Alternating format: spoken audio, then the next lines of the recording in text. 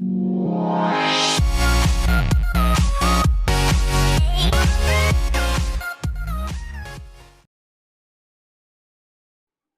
Students, मैं GD से स्वागत करता हूं आपका एमएच वर्स के ऑनलाइन क्लासेस में। पिछली वीडियो तक हमने कक्षा 12 के लिए बायोलॉजी में पहला वीडियो जो है डाला था। तो जो पहला वीडियो था उसमें हमने पहला अध्याय प्रारंभ कर दिया था। उस वीडियो में हमने इस अध्याय का लगभग आधा पार्ट पूरा कर लिया था, जिसके दौरान हमने अनेक चीजें देखी थी, जिसमें हमने पीढ़ी का अंतरण, पादपों में जनन की विभिन्न विधियां, जिसमें अलैंगिक जनन और लैंगिक जनन हमने देखा था। अलैंगिक जनन को हमने डिटेल से देखा था और उसमें भी हमने कायिक जनन जो है बहुत ही डिटेल से देख लिया था। तो कायिक जनन के दौरान हमने प्राकृतिक रूप से पादपों में जो कायिक जनन पाया जाता है उसके बारे में देख लिया था। और अब जो इस चैप्टर का जो ये लास्ट वीडियो है, 2 वीडियो में जो ये चैप्टर पूरा हो गया है। तो इस वीडियो में हम जो है कृत्रिम कायिक प्रवर्धन देखेंगे और इसी के साथ ही वीडियो खत्म हो जाएगा। तो आज के इस वीडियो में हम कृत्रिम कायिक प्रवर्धन की बात करेंगे। कल हमने प्राकृतिक कायिक प्रवर्धन की बात की थी, तो थोड़ा सा उसके बारे में देख लेते हैं। तो जो प्राकृतिक कायिक प्रवर्धन होता है उसके दौरान क्या होता है कि पादपों में जो पादपों के कुछ भाग होते हैं, जैसे जड़, तना, पत्ती, उन्हीं के द्वारा ही नए पादपों का निर्माण हो जाता है।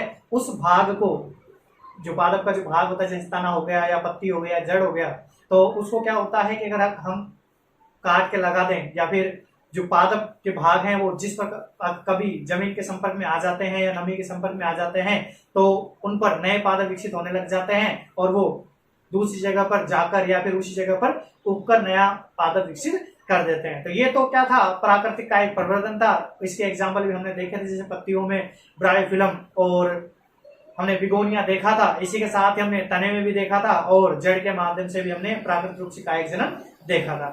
तो कुछ पादप ऐसे होते हैं जिन्हें प्राकृतिक रूप से कायिक जनन पाया जाता है, वो हमने पिछले वीडियो में हम बात कर ली थे कि ऐसा कौन कौन से थे। आज हम बात करेंगे कि कृत्रिम रूप से जो मानव है वो भी पादपों से अधिक लाभ प्राप्त करने के लिए क्या करता है, कायिक प्रवर्धन करवाता है।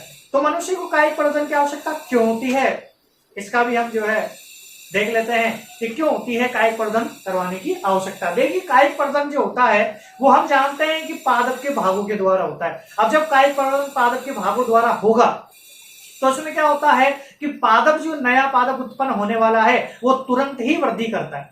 ठीक है, तुरंत ही वृद्धि करेगा।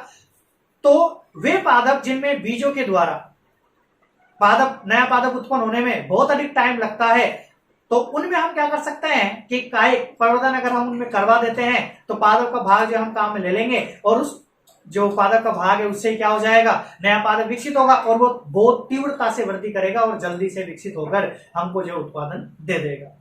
तो ऐसे ही कुछ कारण है, इनकी वजह से जो है मनुष्य क्या करता है, पादपों में कायिक प्रवर्धन करवाता है।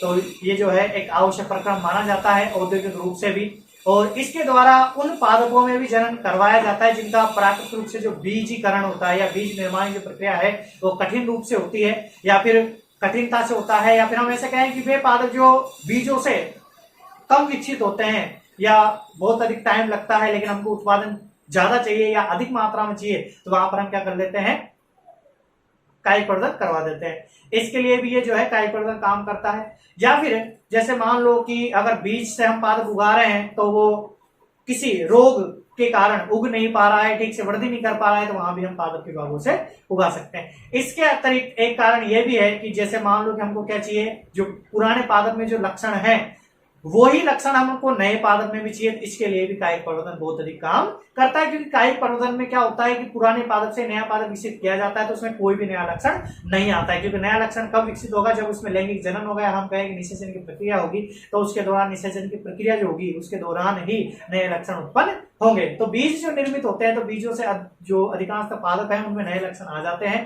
तो कायिक प्रवर्धन से पादपों में नए लक्षण नहीं आते। अगर हमको पुराने पादप के लक्षण चाहिए तो वो लक्षण हम जो है कायिक प्रवर्धन द्वारा उत्पन्न कर सकते हैं। तो आज के वीडियो में हम कायिक प्रवर्धन की कृत्रिम विधियां देखेंगे कि मनुष्य जो है अपने अधिक उत्पादन प्राप्त करने के लिए किस किस प्रकार की कायिक प्रवर्धन की विधियां अपनाता है। तो देखिए, कायिक प्रवर्धन की विधियों में हम 3 टॉपिक पढ़ेंगे, कर्तन, दाब लगाना और रोपण। इसका इंग्लिश जो मीनिंग है वो भी लिखा हुआ है, ये भी आपको याद होना चाहिए। कर्तन को कटिंग्स बोलते हैं, दाब लगाना को लेयरिंग बोलते हैं और रोपण को ग्राफ्टिंग बोलते हैं। तो देखिए, कर्तन का मतलब क्या होता है। इसमें हम क्या करेंगे जो पादप के जो भाग होंगे, पादपों के भागों को काटकर जमीन में लगा देंगे। ठीक है, तो पादपों के जो भाग होते हैं उनको क्या करेंगे,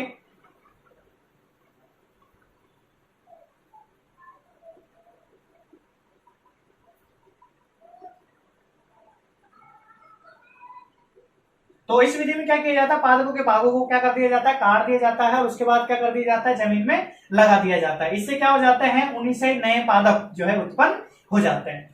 तो इस तरीके से इस विधि में क्या किया जाता है, पादप का कोई भी भाग लेंगे हम, जैसे मान लो कि हमारे पास एक पादप है, ये पादप की जड़ें हो गई, ये पादप का तना हो गया, और यहां से हम एक शाखा निकाल लेते हैं, ये शाखा पे क्या हो गई, पत्तियां हो गई। तो इस प्रकार के जनन में हम क्या करते हैं कि पादप के जैसे भाग हो गए, क्या जड़ हो गई, इसको ले सकते हैं, या तने को ले सकते हैं, या फिर पत्ती को भी लेकर हम जो है ये कर्तन वाला जो है कायिक प्रवर्धन विधि अपना सकते हैं। ठीक है, विशेषकर इसमें जो है तने का उपयोग और जड़ का उपयोग अधिक किया जाता है, तने और जड़ का प्रयोग ही अधिक किया जाता है, उसी के लिए हम देखेंगे।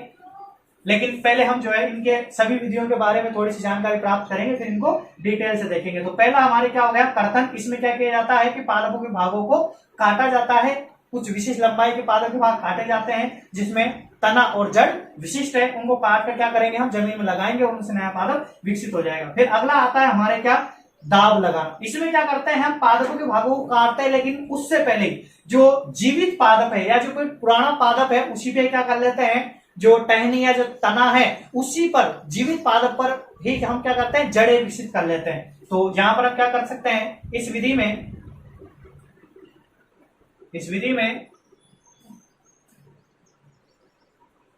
जीवित पादप पर ही जड़ें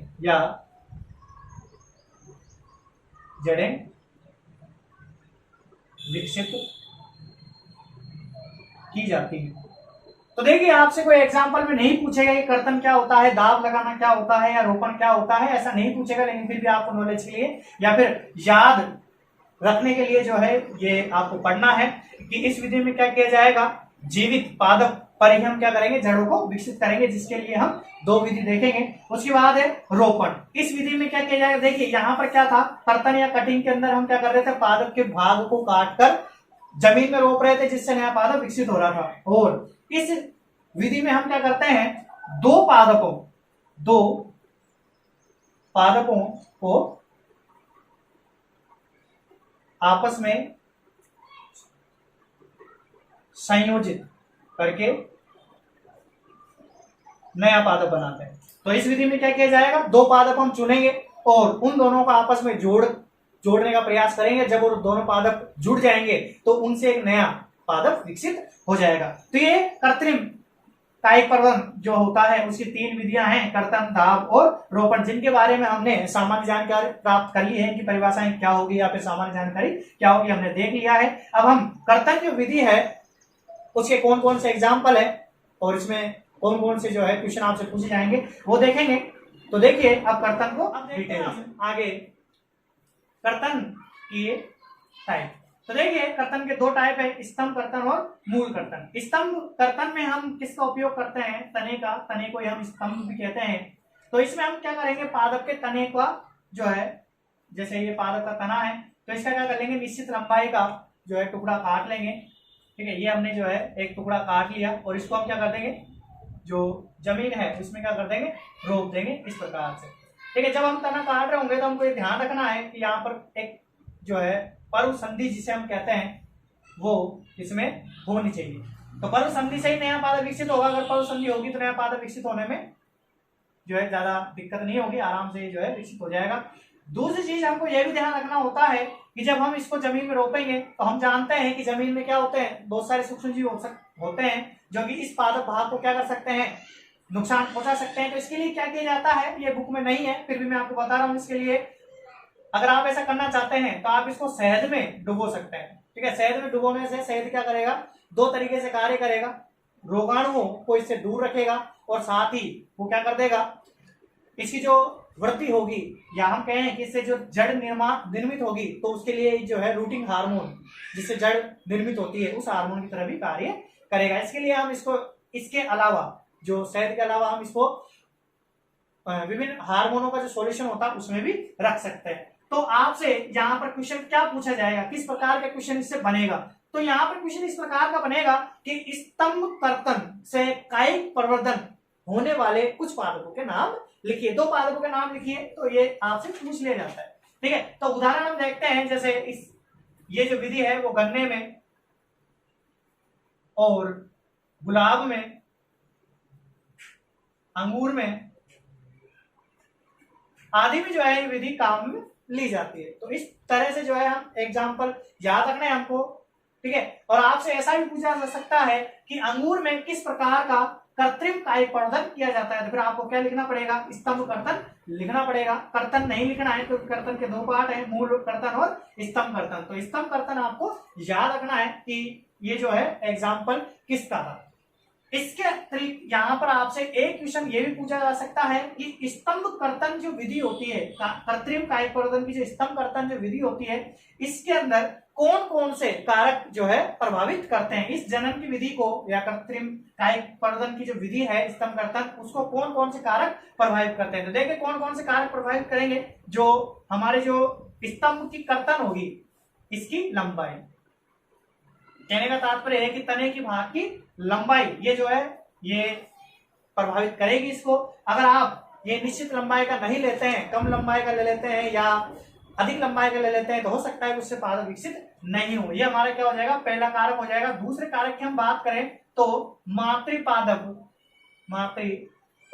की आयु, ये भी क्या है, एक महत्वपूर्ण कारक है। मातृपादप की आयु का मतलब है कि जिस पादप से आप तने की कर्तन ले रहे हैं वो पादप ज्यादा उम्र वाला या कम उम्र वाला नहीं होना चाहिए, मिडिल एज वाला होना चाहिए। अगर उसमें ज्यादा उम्र वाला पादप होगा तो उसका तना जो है वृद्धि नहीं कर पाएगा। दूसरी चीज, अगर वो कम उम्र वाला पादप है तो उसको खुद को ही पोषण की जरूरत होगी और वो भी वृद्धि नहीं कर पाएगा। तो हमको ना ही तो ज्यादा उम्र का पादप चाहिए, ना ही कम उम्र का पादप चाहिए। इसके अलावा तीसरा जो है वो है रोपाई का समय। हमको यह भी ध्यान रखना है कि हम जब इसको जमीन में रोपेंगे तो उसका समय कौन सा चल रहा है। हमको ऐसे टाइम पर या ऐसे वातावरण में जो है इसको नहीं रोपना है जब वातावरण में सूक्ष्म जीवों के वृद्धि का काल हो। कहने का तात्पर्य जैसे कभी कभी वातावरण में ऐसा होता है कि सूक्ष्म जीवों के विकसित होने का जो है कुछ ज्यादा ही प्रभाव होता है। अगर आप उस टाइम पर इसको जो है उगा देंगे तो उससे क्या हो जाएगा, ये कीटाणुओं से रोगग्रस्त हो जाएगा या फिर जीवाणु से रोगग्रस्त हो जाएगा और ये उग नहीं पाएगा। तो कुछ कारक है, इस प्रकार का क्वेश्चन आपसे पूछा जा सकता है, तो आपको वहां पर एक कारक लिखने पड़ेंगे। एग्जाम्पल से भी क्वेश्चन पूछा जा सकता है। इसके बाद बात करते हैं मूल कर्तन की। तो मूल जो कर्तन है वो किन किन पादपों में काम में ली जाती है, तो उसके उदाहरण आपसे पूछे जाएंगे। इसके अलावा मूल जो कर्तन होता है, इसके नाम से स्पष्ट है कि इसमें क्या किया जाएगा।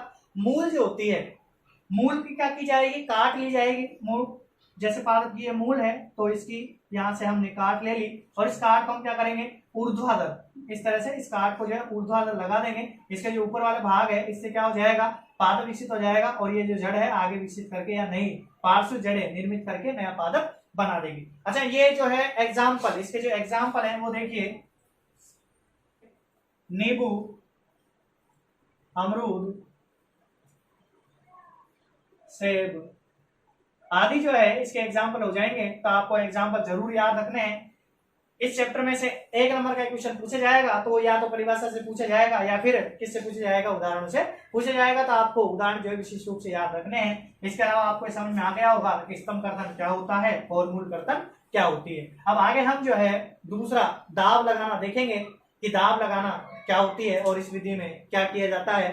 तो देखिए अगला टॉपिक दाब। तो देखिए स्टूडेंट, अब बात करते हैं हम कृत्रिम कायिक प्रवर्धन की दूसरी विधि दाब लगाने की। ठीक है, तो दाब लगाने में देखिए इसकी भी दो विधियां हैं, टीला दाब और वायु दाब। देखिए टीला दाब कहाँ काम में लिया जाता है, किन पादपों में काम में आता है, इसमें क्या किया जाता है। बड़ी शानदार जो है ये विधि है। ठीक है, और इसमें क्या है क्वेश्चन भी बनता है, ठीक है, अच्छा खासा क्वेश्चन बन जाता है। सबसे पहले तो हम बात कर लेते हैं एग्जाम्पल की। तो इसमें जो एग्जाम्पल है वो ऐसे पादप होते हैं जिनकी शाखाएं मुलायम होती है, क्योंकि इसमें क्या होता है, शाखाओं को मोड़ना होता है। तो जैसे इसका एग्जाम्पल हो गया मोगरा, ये सर्वाधिक काम में आने वाली विधि है मोगरा के लिए, मोगरा और चमेली। तो ये विधि इनके लिए इस कारण से काम मिली जाती है क्योंकि इनकी जो शाखाएं होती है वो बहुत ही कोमल होती है, उनको हम आसानी से मोड़ सकते हैं। अब ये देखिए ये एग्जाम्पल हो गए। अब इस विधि में किया क्या जाता है, जैसे मान लीजिए कि इस तरह से जो है ये एक पादप है जिसके 3 शाखाएं निकल रही हैं। अब ये शाखाएं इस प्रकार की होनी चाहिए कि हम इसको मोड़ सके। कहने का तात्पर्य ये है कि जैसे ये मिट्टी है और ये जो शाखा है हमको इसको मोड़ कर क्या करना पड़ेगा, जमीन में लाना पड़ेगा। यहाँ पर हम कुछ इसके पत्तियां मान लेते हैं क्योंकि पत्तियों का भी इसमें विशेष महत्व है, ये भी आपको दिखना पड़ेगा। हमको करना क्या है, इसको इस प्रकार से मोड़ना है कि इसका कुछ भाग ये मुड़कर क्या हो जाए, इसका कुछ भाग जमीन के अंदर दब जाए और इसकी जो पत्तियों वाला जो भाग है वो क्या रहे, वायु में बाहर रहे। तो इस तरीके से आपको ये करना है। इससे क्या हो जाएगा, ये जो जमीन के अंदर वाला जो भाग है इस पर क्या हो जाए, कुछ टाइम में आपको जमीन के अंदर दबाकर इस पे जो है पानी वगैरह डालते रहना है, जिससे क्या हो जाएगा, कुछ समय बाद यहाँ पर जड़ें विकसित हो जाएंगी और आपको क्या करना है, यहाँ से इसको काट देना है और इस भाग को उखाड़ कर दूसरी जगह जब आप लगाओगे तो ये नए पादप के रूप में विकसित हो जाएगा। इसको हम क्या बोलते हैं, टीला लाभ कहते हैं। तो ये विधि जो है मोगरा और चमेली जैसे पादपों के लिए, इसी प्रकार के पादपों के लिए बहुत महत्वपूर्ण है, जिनमें क्या होता है शाखाएं इस प्रकार के हो कि वो क्या हो जाए, मुड़कर जमीन में लग जाए। तो जहां पर पादप लगा हुआ होगा वहां पर हम क्या कर सकते हैं, इसको मोड़कर जमीन में लगा देंगे और जब इसकी जड़ें विकसित हो जाएगी तो वहां से उसको काट कर दूसरी जगह पर ट्रांसप्लांट कर सकते हैं, दूसरी जगह पर लगा सकते हैं। तो ये हो गए हमारे कौन सी विधि, टीला दाब विधि। तो ये विधि आपसे पूछी जा सकती है कि इस विधि के बारे में बताइए, तो आपने समझ लिया होगा कि इसमें क्या किया जाता है। जो पहले तो आपको बता देना है कि ये विधि उन पादपों के लिए उपयुक्त होती है जिनकी शाखाएं थोड़ी मुलायम या कमजोर टाइप की होती है, जिन्हें हम आसानी से मोड़ सकते हैं। तो इस प्रकार से हम जो है मिट्टी में मोड़ेंगे, मिट्टी में मोड़ कर दबा देंगे और कुछ टाइम तक इसको जो है पानी वगैरह इस पर डालते रहेंगे, जिससे क्या हो जाएगा, जड़ें विकसित होने के बाद इसको दूसरी जगह पर लगा देंगे तो ये विधि हो जाएगी। अब बात करते हैं दूसरी वायुदाब विधि की। तो वायुदाब विधि के अंदर क्या होता है, पहले तो हम देख लेते हैं कि ये विधि जो है किन पादपों के लिए काम मिली जाती है। तो देखिए यहाँ पर हम बात कर रहे थे कि ये विधि उन पादपों के लिए काम में आती है जिनमें क्या होगा, शाखाएं कमजोर होती है। और ये विधि इसकी उल्टी है, ये विधि वहां काम में आएगी जहां पर शाखाएं क्या होती है, कठोर होती है। तो जैसे कि नीम का पादप हो गया, बड़ा पेड़ होता है इसका, तो शाखाएं बहुत ही मजबूत होती हैं। इसके अलावा हम आम का भी इसमें एग्जाम्पल ले सकते हैं, जामुन का भी इसमें एग्जाम्पल हम ले सकते हैं, ठीक है। तो इस तरह के एग्जाम्पल इसमें आ जाते हैं जिनकी जो शाखाएं होती हैं बहुत ही कठोर होती है, जिनमें हम ये वाली विधि काम में नहीं ले सकते हैं, तो उसमें हम वायुदाब या घुट्टी लगाना जो है विधि काम में लेंगे। तो देखिए इसके अंदर किया क्या जाता है, इसके अंदर क्या किया जाता है, जैसे कि एक उगा हुआ पादप है, ये बड़ा जो है पेड़ टाइप का जो है पादप है, तो इसकी ये जो है एक शाखा हम मान लेते हैं और इसके ऊपर क्या है, एक और शाखा इस तरह से, ये एक और शाखा इस पे लगी हुई है। हमको क्या करना है, इस शाखा से जो है नया पादप बनाना है। तो क्या करना पड़ेगा हमको, इसकी जो ऊपर का जो कठोर आवरण है इसको क्या करना पड़ेगा, चाकू से छिलना पड़ेगा, जिससे उसका जो ऊपरी जो छाल होती है वो हट जाएगी। फिर उसके बाद हमको क्या करना है, इस पर एक ऐसा आवरण बनाना है जो जल को कुछ समय तक रोक कर रख सके। उसके लिए इस पर जो है रुई बांधी जा सकती है या फिर मोस नामक एक घास होती है, बहुत ही मुलायम घास होती है, उसमें जल अवशोषण क्षमता पाई जाती है, वो इस पर लपेट दी जाती है, ठीक है। इसके बाद इस पर कपड़ा लपेट कर उसको रोकने के लिए बांध दिया जाता है। इसके बाद क्या किया जाता है, इसके ऊपर जो बोरियां होती हैं उस या फिर तार जो होती है उसका धागा इस तरह से लपेटा जाता है। इसके धागे का एक जो मुंह होता है इसको ऊपर इस तरह से खुला रख देते हैं। ऊपर वाली शाखा पर हमको क्या करना है, एक जो पात्र पानी का पात्र है वो लटकाना है। इस तरह से हम जो है इस पर बांध के लटका देंगे और ये जो पात्र है इसके नीचे एक छेद कर देंगे। इसका जो भाग था, इस धागे का जो भाग था उसको हम इससे कनेक्ट कर देंगे। इससे क्या होगा, जब हम इसमें पानी डालेंगे तो पानी क्या होगा, कुछ मात्रा में इस भाग पर, ये जो हमने यहाँ पर घुट्टी लगाई है इसको हम घुट्टी बोलते हैं, ये जो संरचना हमने बना दी है इसको घुट्टी बोलेंगे। और पानी क्या होगा, इससे थोड़ा थोड़ा इस पे आता रहेगा और कुछ टाइम बाद क्या हो जाएगा, इस भाग से जड़ें विकसित हो जाएंगी। और जब जड़ें विकसित हो जाएंगी तो आपको क्या करना है, जैसे इसे हमने काट कर जमीन पर दूसरे स्थान लगा दिया था, वैसे हमको इसको काट कर और इस तरह से जो है जमीन में लगा देंगे। तो वहां नया पादप विकसित हो जाएगा। तो ये विधि कौन सी थी?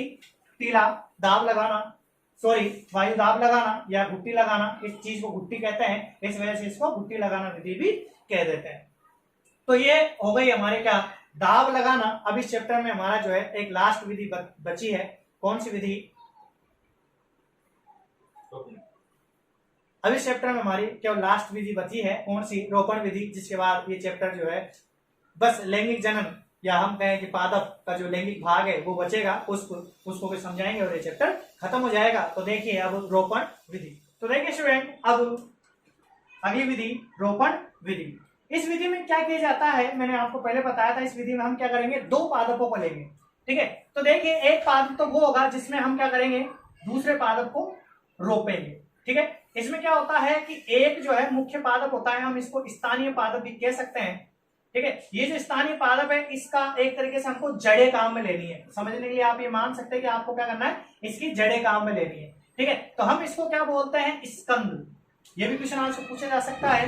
रोपण विधि में आधारीय पादप क्या कहलाता है, स्कंद कहलाता है, ठीक है। अब दूसरा जो इसका भाग है, दूसरा पादप वो होगा जो पादप आपको मुख्य रूप से उत्पन्न करवाना है, या फिर हम कहें कि जिस पादप के लक्षण आपको चाहिए, ठीक है, वो पादप हम क्या करेंगे, इस पर किसी न किसी प्रकार से क्या करेंगे, ज्वाइन करवाएंगे। और ज्वाइन करवाने से क्या हो जाएगा, नया पादप जो है विकसित हो जाएगा। और इस भाग को दूसरे पादप के इस भाग को हम क्या बोलते हैं, कलम। इसको क्या बोलते हैं, कलम बोलते हैं। तो स्कंद की परिभाषा और कलम की परिभाषा आपसे पूछी जा सकती है। स्कंद की परिभाषा क्या होगी, रोपण विधि में आधारीय पादप के रूप में काम आने वाला पादप क्या कहलाता है, या पादप भाग क्या कहलाता है, स्कंद कहलाता है। और कलम क्या हो जाएगी, विशिष्ट पादप या विशिष्ट गुण युक्त पादप का विशिष्ट कोई भाग क्या कहलाएगा, कलम कहलाएगा, जिसे हम क्या करते हैं, स्कंद पर रोपित करते हैं, जिससे नया पादप विकसित होता है। तो ये याद रखिएगा, ये जो पादप है, स्कंद जो है, वो तो क्या होता है, जमीन से पोषक तत्व ग्रहण करने का कार्य करता है। जबकि जो कलम होती है वो क्या होती है, हमको हमारा जो विशिष्ट लक्षण है, जिसको हम उत्पन्न करवाना चाहते हैं, या जिस लक्षण वाला हमको पादप चाहिए, वो उस लक्षण वाला पादप भाग होता है। तो ये कलम हो गई और ये क्या हो गया, स्कंद हो गया, ठीक है। तो कलम की परिभाषा क्या हो जाएगी, एक बार और देख लीजिए, विशिष्ट गुण युक्त पादप का भाग जिसे हम स्कंद पर रोपित करवाते हैं, जिनसे नया पादप विकसित होता है, उसको कलम कह देते हैं, ठीक है। तो इसकी ये तो क्या हो गया, रोपण विधि के बारे में हो गया। अब बात करते हैं हम इसके भागों के बारे में। तो ये भी जो है रोपण विधि भी अलग अलग प्रकार की है, जीवी या जीवारोपण, फच्चर रोपण, क्रीट रोपण और कलिका रोपण। अब देखिए जीवी या जीवारोपण, इसके अंदर क्या होता है, देखिए ये जो जीवी रोपण और फच्चर रोपण है, इसमें स्कंद और कलम दोनों की मोटाई क्या होती है, सेम होती है। दोनों की मोटाई क्या होगी, सेम होगी, ठीक है। तो आपको क्या करना है, स्कंद के लिए जो पादप ले रहे हैं, जितनी मोटाई का ये पादप ले रहे हैं, उतनी ही मोटाई की क्या करनी है, हमको कलम लेनी है। तो ये तो क्या हो गई, कलम हो गई,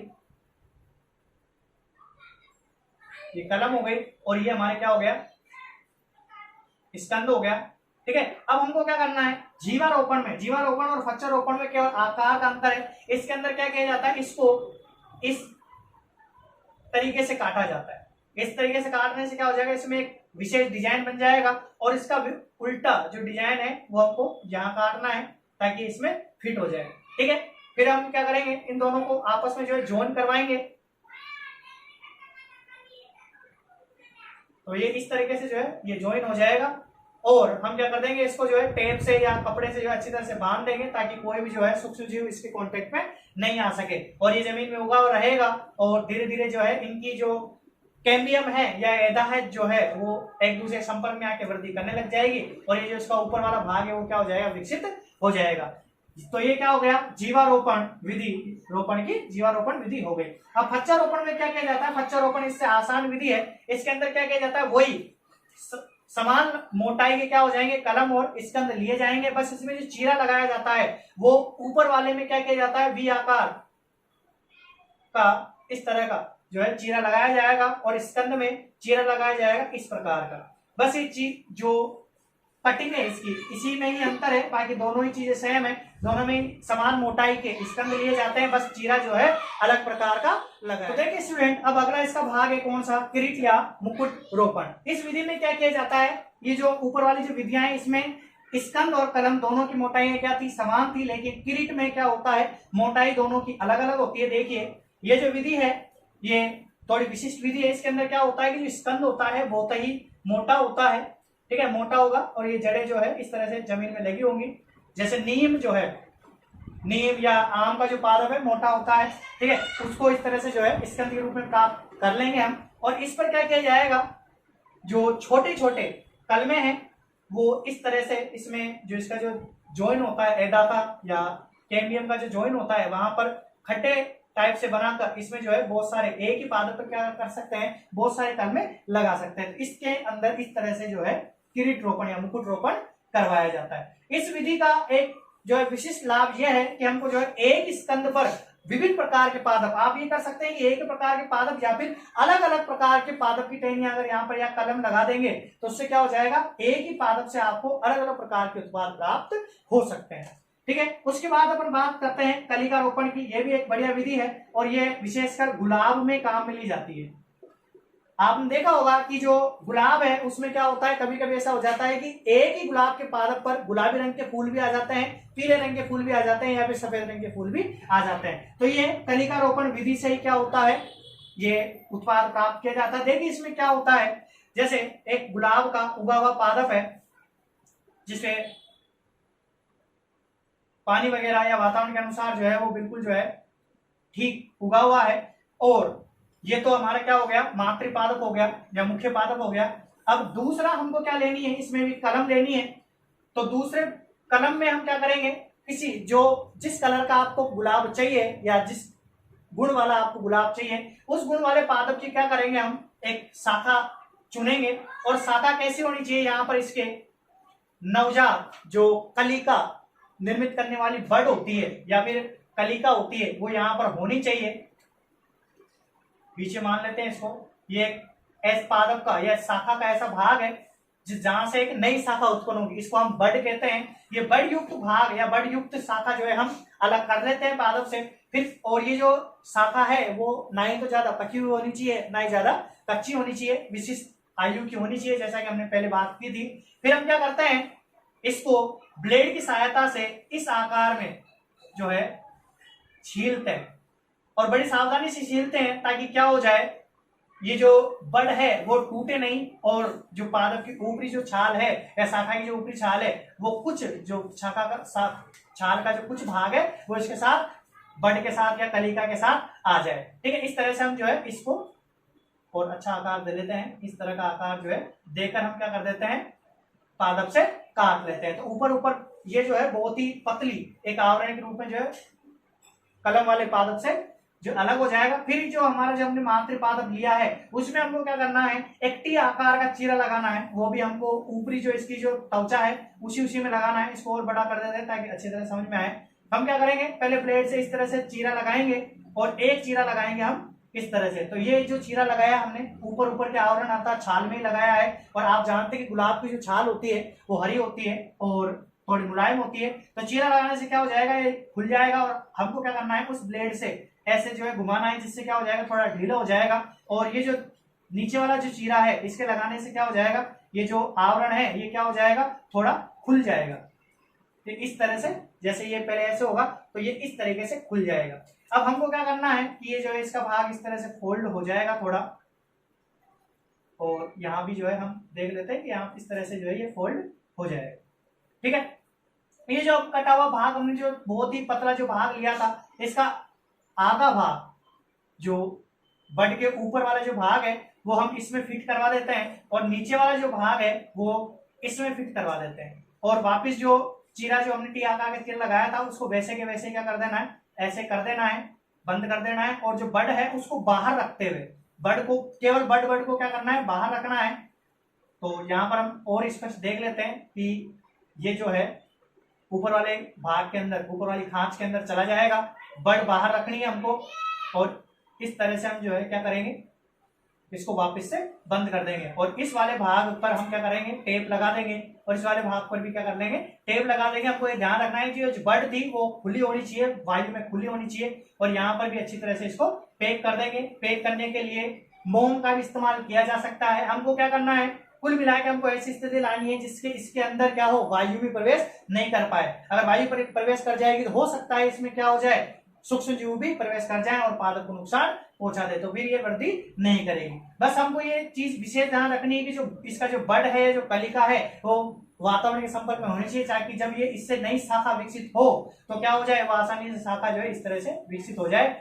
अगर आप इसके ऊपर टेप लगा देंगे या फिर इसको बांध देंगे तो शाखा जो बनेगी वो विकसित नहीं हो पाएगी। अब जो शाखा बनेगी तो ये जो पुराना मातृपादप की जो शाखा है उसपे तो वो मातृपादप के लक्षण वाले फूल आएंगे या मातृपादप का ही लक्षण चलेगा, लेकिन जो ये नई शाखा है ये बड़ अलग पादप से विकसित हुई है। इस कारण क्या हो जाएगा, यहाँ पर जिस लक्षण वाला पादप आपने कलम के लिए लिया है उसी रंग के फूल यहाँ पर आएंगे। जैसे यहाँ पर अगर लाल फूल आ रहे हैं तो यहाँ पर हो सकता है कि आप पीले फूल वाला लगाएं तो पीले फूल इस पे आएंगे। इस विधि को हम क्या बोलते हैं, कलिकारोपण, और गुलाब के लिए बहुत ही सर्वाधिक अच्छी विधि मानी जाती है, जिससे हम क्या कर सकते हैं, दो अलग अलग रंग के पुष्प एक ही पादप को प्राप्त कर सकते हैं। या फिर अगर मान लो कि आप ये आम और अमरूद के साथ या ऐसे पादपों के साथ करते हैं तो ऐसा होगा कि इस टहनी पर आम आएंगे और इस टहनी पे क्या आ जाएंगे, अमरूद उग जाएंगे। लेकिन ऐसा विशेषकर जो है वातावरण में सर्वाइव करने या जो वातावरण में जीवित रहने के लिए संभव नहीं हो पाता है, तो उस तरह से जो है फल आ भी सकते हैं और वो हो सकता है कि वातावरण के प्रभाव के कारण नष्ट हो जाए। लेकिन गुलाबों में ये जो है विधि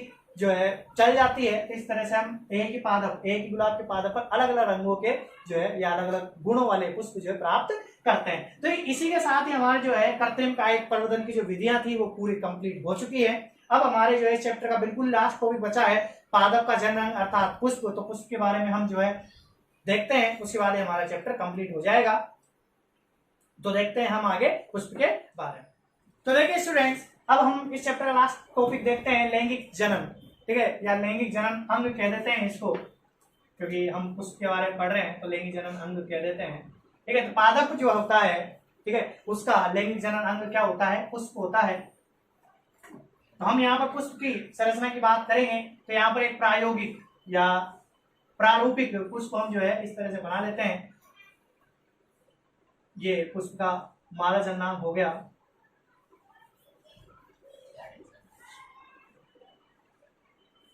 डायग्राम से ही समझेंगे हम इसको पूरा, ठीक है। ये हम जो है देवलिंगी पुष्प बना रहे हैं जिसमें नर जन्मांग और मादा जन्मांग एक पुष्प रहे हैं, ठीक है। तो देखिए अब हम बात कर लेते हैं पुष्प के भागों की। तो पुष्प के सबसे नीचे वाला जो डंठल नुमा भाग होता है हम उसको क्या बोल देते हैं, पुष्प ग्रंथ बोल देते हैं। उसके बाद आधारीय फूला हुआ जो भाग होता है उसको हम पुष्पाधार बोल देते हैं, पुष्पाधार या पुष्पासन आप कह सकते हैं, ठीक है। इसके ऊपर जो है और फूला हुआ भाग होता है जिसको हम बोलते हैं अंडाशय, ठीक है। फिर अंडाशय के ऊपर एक नलिकानुमा संरचना होती है जिसको हम वर्तिका कहते हैं। वर्तिका का ऊपरी छोर फैला हुआ भाग होता है जिसको हम वर्तिकाग्र कहते हैं, ठीक है। और जो पुष्प की रंगीन पंखुड़ियां होती हैं उसको हम दल कहते हैं या दलपुंज कह देते हैं। वो हम बताएंगे अभी कि क्या है दलपुंज और दल में क्या अंतर है। इसके अलावा पुष्प में बाएं तरफ अलग से हरे जो है पत्तियों जैसी संरचना भी पाई जाती है, इसको हम क्या कह देते हैं, बाह्य दल, बाह्य दल कह देते हैं। अब बात कर लेते हैं नरजन्नांग की। तो नरजन्नांग में ये नरजन्नांग है तो ये नलिका नुमा जो संरचना है ये तो क्या कहलाएगी, उतंतु। और ये जो फूला हुआ भाग है या फिर जो मुख्य जन्नांग है वो क्या हो जाएगा, परागकोश, परागकोश जो है हो जाएगा। ये ऐसा ही डायग्राम और ऐसी जो चीजें हैं आप 11th में पढ़ चुके हैं तो इसलिए थोड़ा इसको जल्दी जल्दी समझेंगे। तो परागकोश और पुतंतु ये दोनों जो हैं किसके भाग हैं, नर जन्नांग के भाग हैं, जिसको हम पुंकेसर के नाम से भी जानते हैं, पुंकेसर के नाम से भी जानते हैं, ठीक है। ये पुंकेसर हो गया। इसके बाद हम बात करते हैं वर्तिकाग्र, तो वर्तिका और अंडाशय ये जो तीन भाग हैं कौन कौन से, ये तीनों वर्तिकाग्र, वर्तिका और अंडाशय, तो ये जो तीनों भाग हैं वो किसके भाग हैं? मादा जननांग के भाग हैं। ये जो मादा जननांग है उनको हम स्त्री केसर के नाम से भी जानते हैं। इंग्लिश में इसको एंड्रोशियम और इसको गायनोशियम कहा जाता है। इंग्लिश वर्जन भी आपको इसका याद रखना है। इसके अलावा जो ये दल, पुष्पाधार और पुष्पवृंत जो भाग हैं या फिर नर जननांग और मादा जननांग के अलावा जो भाग होते हैं हम उनको अनावश्यक भाग कहते हैं, क्योंकि जनन प्रक्रिया में भाग नहीं लेते हैं। जबकि नर जननांग और जो मादा जननांग है वो क्या होंगे? हमारे मुख्य जो है सहायक अंग होते हैं, यही जनन प्रक्रिया में भाग लेते हैं। तो आपसे क्वेश्चन ऐसा पूछा जा सकता है कि पुष्प के सहायक अंग कौन कौन से हैं? तो सहायक अंग कौन से होंगे? नर जननांग और मादा जननांग, अर्थात पुंकेसर और स्त्री केसर, जिसमें क्या आते हैं? परागकोश, तंतु, इधर क्या आ जाएंगे? प्रतिकाग्र, वर्तिका और अंडाशय आ जाएगा। इसके अलावा अनावश्यक भाग कौन कौन से होते हैं, या हम इसको जो है बंदे भाग भी कह सकते हैं। ये कौन से भाग हो जाएंगे? जननक्षम भाग हो जाएंगे जननांग वाले, और जो जन्म के लिए हम भाग नहीं लेते हम उसको बंदे भाग भी कह देते हैं। तो ये बंदे भाग भी कहलाते हैं और अनावश्यक भाग भी कहलाते हैं। तो पुष्प की संरचना है, अगले जो दूसरा और तीसरा चैप्टर है उसमें ये पुष्प को हम जो बहुत ही डिटेल से पढ़ते हैं, तो वहां भी हम इनकी चर्चा करेंगे। इसी के साथ ही हमारा ये चैप्टर खत्म होता है। पुष्प के संरचना के साथ ये चैप्टर हमारा खत्म हो जाता है। अब हम जो है अगली वीडियो में दूसरे चैप्टर की बात करेंगे। इस वीडियो में हमने बहुत सारी चीजें देखी हैं। अगर ये वीडियो आपको अच्छा लगा हो, ये चैप्टर आपको समझ में आया हो, तो आप जरूर लाइक कीजिए और इसके अपने फ्रेंडों के साथ और उन स्टूडेंट के साथ शेयर कीजिए जो बायोलॉजी से संबंध रखते हैं। तो इस वीडियो को देखने के लिए आपका धन्यवाद। अगर आपको अच्छी लगी हो वीडियो तो इसको लाइक कीजिए और बच्चों के साथ शेयर कीजिए और चैनल को सब्सक्राइब कीजिए, ताकि अगली जब वीडियो आए तो उसकी नोटिफिकेशन आपको मिल सके। और साथ ही साथ बेल आइकन भी दबा दीजिएगा, जिससे बिना संकोच के, बिना किसी दिक्कत के जो वीडियो की जो संकेत होगा या जो सूचना होगी आपको उससे मिल जाएगी। Thank you.